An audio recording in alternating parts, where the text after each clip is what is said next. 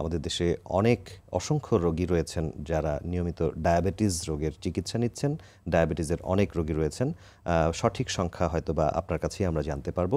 Diabetes রোগী যারা রয়েছেন তাদের সম্পর্কে আপনার পরামর্শ শুনতে চাই। এটি অত্যন্ত গুরুত্বপূর্ণ একটা টপিক আমি মনে করি।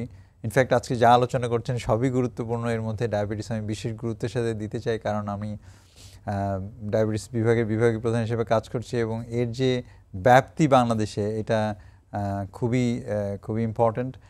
আপনি জানেন যে বিশ্ব হার্ট দিবস পালিত হচ্ছে, তো এর সাথে কিন্তু আমি জড়িত করে আমরা বলতে চাই যে বাংলাদেশে প্রায় 1,31,00,000 মানুষ ডায়াবেটিসে আক্রান্ত অফিসিয়ালি 1,31,00,000 মানুষ ডায়াবেটিসে আক্রান্ত এবং প্রি ডায়াবেটিসে আক্রান্ত প্রায় 3 কোটি মানুষ।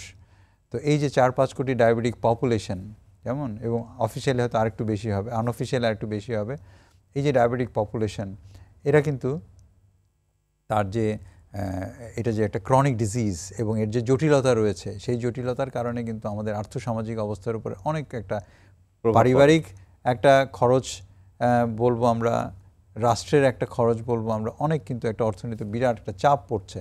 কারণ এখন যে ইয়াং জেনারেশন ডায়াবেটিসে আক্রান্ত হয়ে যাচ্ছে এবং তারা যখন বড় হবে, তারা যখন এই 40-50 বছর বয়স হবে, কর্মক্ষম এবং ফুল ফ্লেজেড তাকে এক সমাজকে যখন দেওয়ার সময়, তখন কিন্তু তারা দেখা যাচ্ছে যে অসুস্থ হয়ে যদি পড়ে থাকে, তাহলে কিন্তু আমরা খুবই শঙ্কিত এটা নিয়ে। সেজন্য আসলে ডায়াবেটিসের চিকিৎসা এবং ডায়াবেটিস শনাক্তকরণ, আর্লি ডায়াবেটিস শনাক্তকরণ, 50% মানুষ এখানেও জানে না যে তার ডায়াবেটিস হয়ে আছে এবং ডায়াবেটিসটা ভেতরে কিন্তু ঘুণে ধরার মতো শরীরটাকে কিন্তু খেয়ে দেয়। হার্ট, কিডনি, ব্রেইন, চোখ, সেক্স, অনেক অর্গান কিন্তু নষ্ট করে। তো সেজন্য আর্লি ডিটেকশন খুব জরুরি এবং সেজন্য আমরা সময় সময় ক্যাম্প করে থাকি, আমরা সচেতনতা প্রোগ্রাম করে থাকি, আপনাদের মাধ্যমে করি, যে যেন যাদের সিমটম রয়েছে, যেমন ঘন ঘন পেশাব হচ্ছে, বেশি বেশি পিপাসা পাচ্ছে, ওজন কমে যাচ্ছে, প্রচুর খিদে লাগছে, অনেক খাচ্ছে কিন্তু স্বাস্থ্য বাড়ছে না, এই ধরনের যারা আছেন তাদের কিন্তু চেক করলে কিন্তু সুগার ধরা পড়ে যায় এবং ধরা পড়লে যদি আর্লি ট্রিটমেন্ট করতে পারি তাহলে কিন্তু ডায়াবেটিসের যে জটিলতাগুলো সেগুলো কিন্তু প্রতিরোধে কিন্তু সুযোগ রয়েছে। অলমোস্ট 60% পেশেন্ট কিন্তু মানে যারা ডায়াবেটিস থেকে মৃত্যুবরণ করেছে তাদের হার্ট অ্যাটাকের কারণে মৃত্যুবরণ করছে। এবং আমরা ইদানিং আলোচনা করছিলাম যে বিশ্ব হার্ট দিবস উপলক্ষে যে যদি আমরা আর্লি ডায়াবেটিস ডিটেকশন করতে পারি, ডায়াবেটিস যদি আমরা প্রতিরোধ করতে পারি, 84% ডায়াবেটিস কিন্তু প্রতিরোধযোগ্য।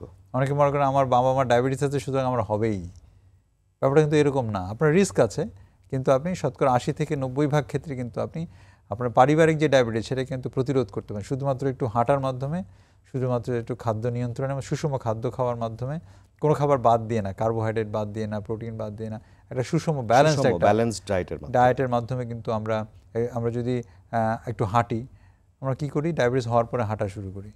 এই হাঁটাটা যদি ডায়াবেটিস হওয়ার আগেই আমরা হাঁটতাম প্রতিদিন 30 মিনিট করে সপ্তাহে 5 দিন, তাহলে তো ডায়াবেটিস হয় না। এবার প্রতিরোধ করার সম্ভাবনা প্রায় 80%। যারা চেষ্টা করবে তারা 80% ডায়াবেটিস প্রতিরোধ করতে পারে। আমাদের দেশের আর্থসামাজিক যে অবস্থা তার মধ্যে অনেক চাপ কমে যায় যদি আমরা ডায়াবেটিস হওয়ার আগেই হাঁটতে পারি, তাহলে কিন্তু আমাদের ডায়াবেটিসও হয় না এবং সেই সকল জটিলতার কারণে যে বড় বড় হার্ট সেন্টার তৈরি করতে হচ্ছে, বাইপাস করতে হচ্ছে, রিং পরাতে হচ্ছে, ডায়ালাইসিস করতে হচ্ছে, চোখে ইনজেকশন দিতে হচ্ছে, এগুলোর কিন্তু এত কিছু লাগবে না। যদি কমপ্লিকেশন বা জটিলতাগুলোকেও আমরা এড়াতে পারি, আমরা প্রতিরোধ করতে পারবো এবং আমাদের খরচ অনেক কমে যাবে যদি আমরা ডায়াবেটিস প্রতিরোধ করতে পারি অথবা সঠিকভাবে নিয়ন্ত্রণ করতে পারি।